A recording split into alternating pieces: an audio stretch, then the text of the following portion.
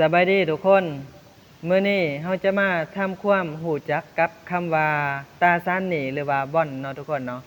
ซึ่งเฮาสามารถสร้าง Passive Income เดือนละ100,000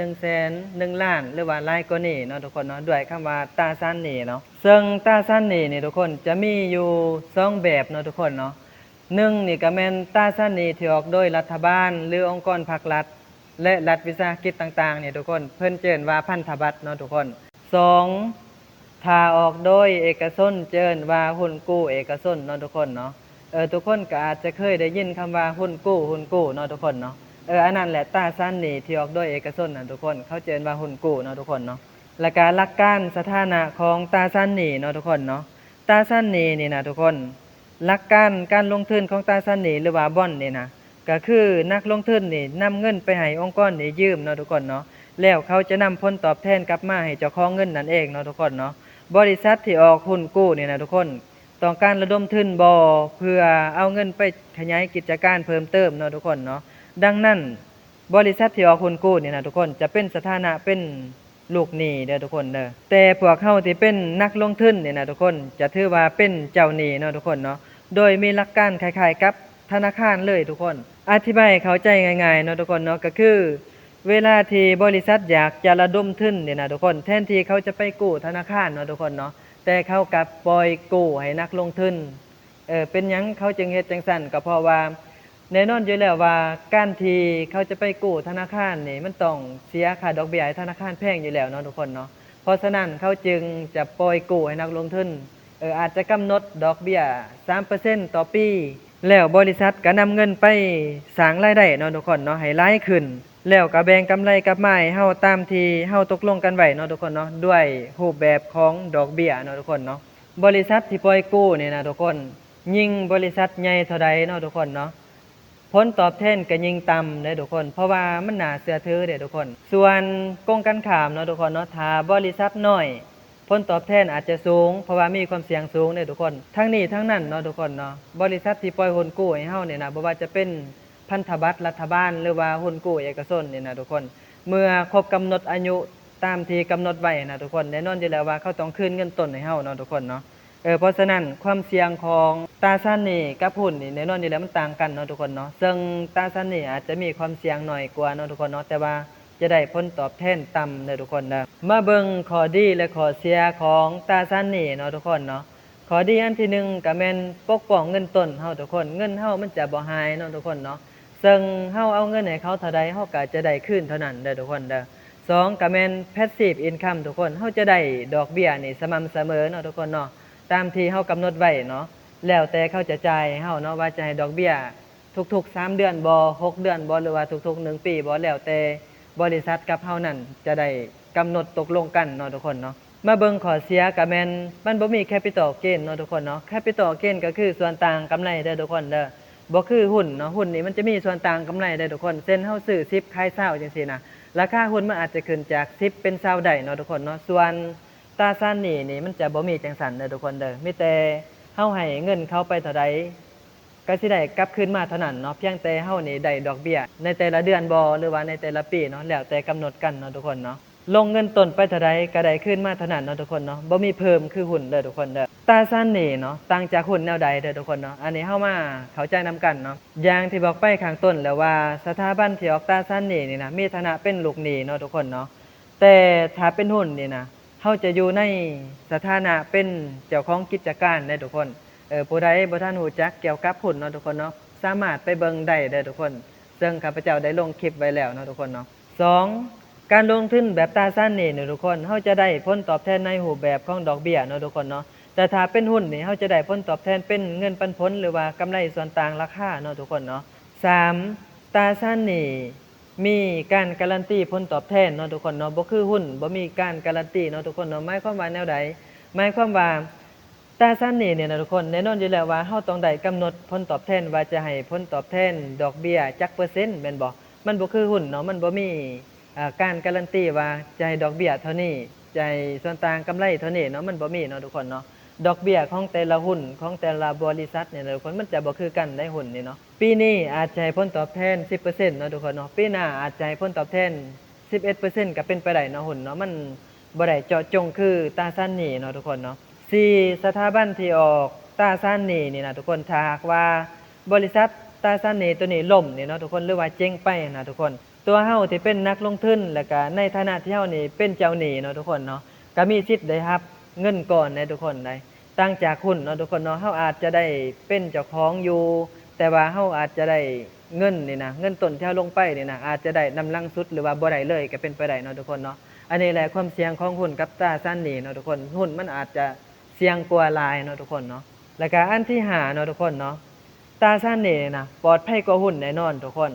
ผลตอบแทนจึงน้อยกว่าตามกฎระเบียบเนาะทุกคนเนาะเพิ่นเอิ้นว่า high risk high return เนาะทุกคนเนาะเสี่ยงสูงกับผลตอบแทนก็สูงเนาะทุกคนเนาะเส้นหุ้นนี่ high risk high return เนาะทุกคนเนาะเฮาอาจจะเสี่ยงสูงแต่ว่าเฮาได้ผลตอบแทนสูงกว่าตราสารหนี้แน่นอนทุกคนตราสารหนี้เหมาะกับไผเนาะทุกคนเนาะเหมาะกับคนที่ต้องการลงทุนที่มีความเสี่ยงน้อยเนาะทุกคนเนาะแต่ว่าได้รับดอกเบี้ยอย่างแน่นอนสม่ำเสมอผลตอบแทนอาจจะบ่หลายเนาะทุกคนเนาะอาจจะบ่หลายบ่สูงหลายแต่ว่าหลายกว่าการลงทุนแบบ Money Market เนาะทุกคนเนาะ Money Market นี่คือกองทุนร่วมตลาดเงินเนาะทุกคนเนาะหมายความว่าเป็นกองทุนที่เฮาพักเงินไว้โดยที่เฮาได้ดอกเบี้ยนะทุกคนอาจจะ1เดือน3เดือนเนาะทุกคนเนาะใน1เดือนนั้นเฮาอาจจะได้ปันผลอยู่เฮาอาจจะได้ดอกเบี้ยอยู่หั้นนะแต่ว่ามันจะบ่หลายคือตราสารหนี้เนาะทุกคนเนาะเป็นบอนด์พักเงินไว้ซื่อๆเด้อทุกคนเด้ออันนี้แม่น Money Market เนาะทุกคนเนาะมาเบิ่ง6เหตุผลที่ดีการลงทุนในตราสารหนี้เนาะทุกคนเนาะในตราสารหนี้เนี่ยนะทุกคนเฮาอาจจะลงทุนสั้นก็ได้เนาะทุกคนเนาะลงทุนยาวก็ได้เนาะทุกคนเนาะเพราะว่าตราสารหนี้นี่จะมีอายุตั้งแต่1มื้อจนถึง20ปีหรือว่าหลายกว่า20ปีก็ได้เด้อทุกคนเด้อระดับความเสี่ยงก็มีหลายเนาะทุกคนเนาะตามที่ทุกคนจะรับได้เลยว่าจะมักความเสี่ยงต่ำหรือสูงเนาะทุกคนเนาะ2เป็นแหล่งรายได้ประจำเด้อทุกคนเด้อเหมาะกับคนที่ต้องการผลตอบแทนสม่ำเสมอเนาะเมื่อลงทุนแล้วจะได้รับผลตอบแทนเป็นดอกเบี้ยอาจจะได้เป็นงวดตามที่ระบุไว้กำหนดไว้เนาะทุกคนเนาะเหมาะกับผู้ที่ลงทุนที่ต้องการรายได้แน่นอนสม่ำเสมอซึ่งเงินต้นจะบ่หายเนาะทุกคนเนาะซึ่งจะเหมาะกับคนที่เกษียณแล้วเนาะทุกคนเนาะเพราะว่าเขาอาจจะรับความเสี่ยงสูงบ่ได้เนาะทุกคนเนาะเพราะฉะนั้นพวกนี้สามารถลงทุนในตราสารหนี้ได้เนาะทุกคนเนาะที่3ก็แม่นผลตอบแทน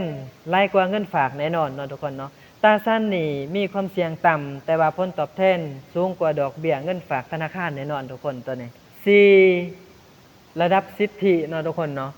สูงกว่าหุ้นสามัญแน่นอนสิทธิเฮามีสิทธิ์หลายกว่าหุ้นแน่นอนทุกคนหากเกิดเหตุการณ์ที่บ่คาดฝันนะทุกคนเช่นบริษัทล่มละลายเนาะหรือว่าขาดทุนอาจจะไปต่อบ่ได้เนาะทุกคนเนาะเฮาที่เป็นนักลงทุนนี่นะทุกคนในฐานะที่เฮาเป็นเจ้าหนี้นี่เฮาอาจมีสิทธิ์เฮาจะมีสิทธิ์รับเงินคืนก่อน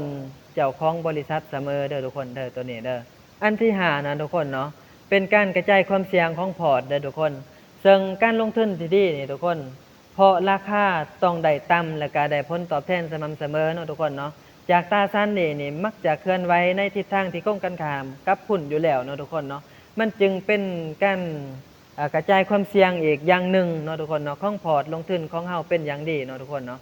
และอันสุดท้ายก็แม่นการขายก่อนครบกำหนดได้เด้อทุกคนเด้อหมายความว่าเฮาอาจจะกำหนดในการที่จะลงทุนใน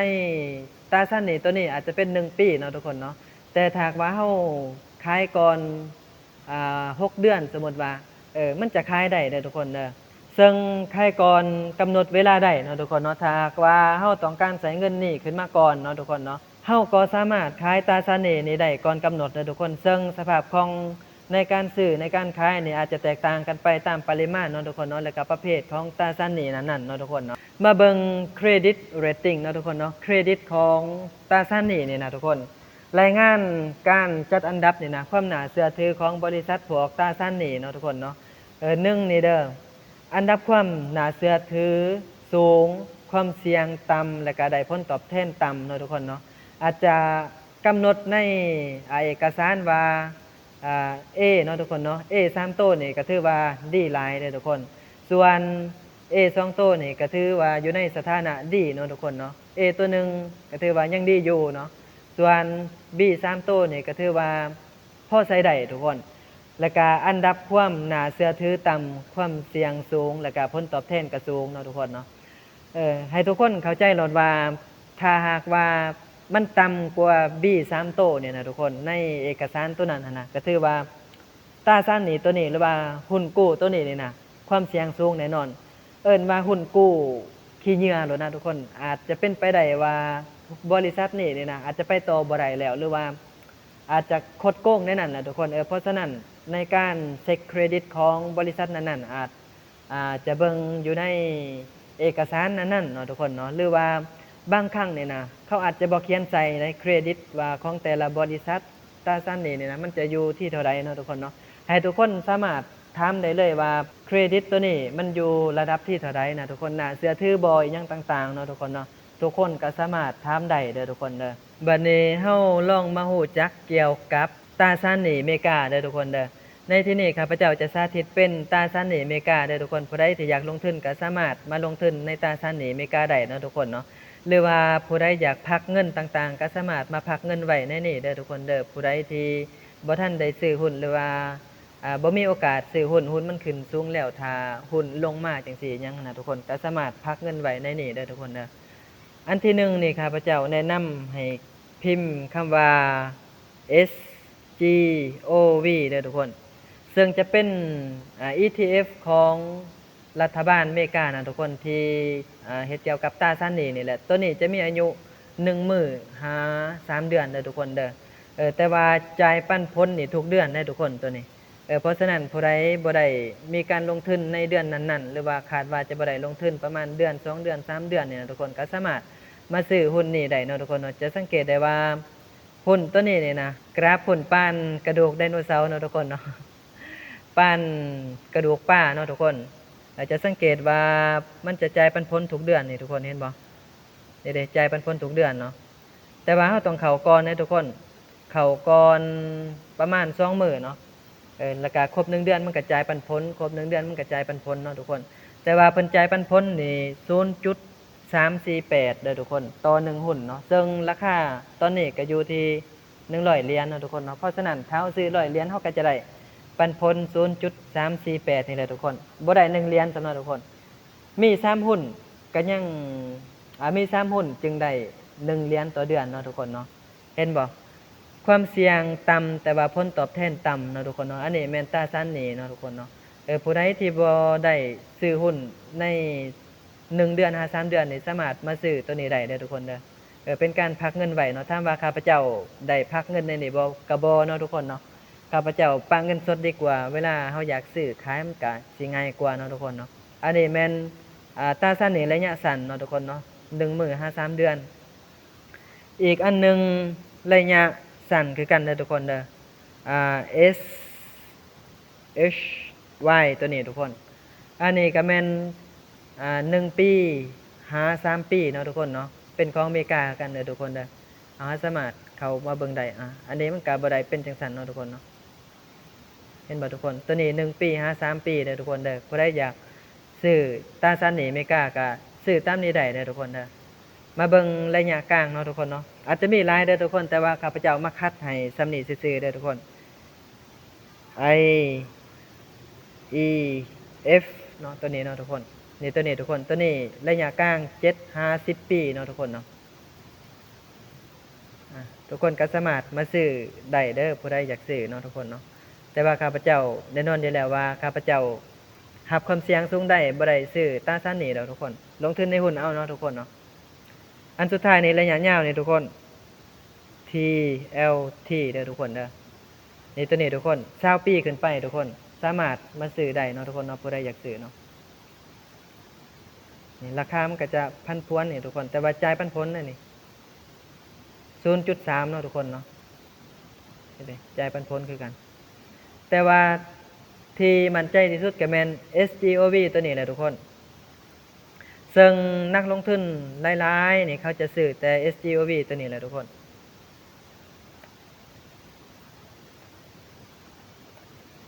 ตัวนี้เนาะถ้าเฮาอยากพักเงินเนาะทุกคนเนาะก็มาซื้อได้นี่ได้เลยทุกคนเด้อ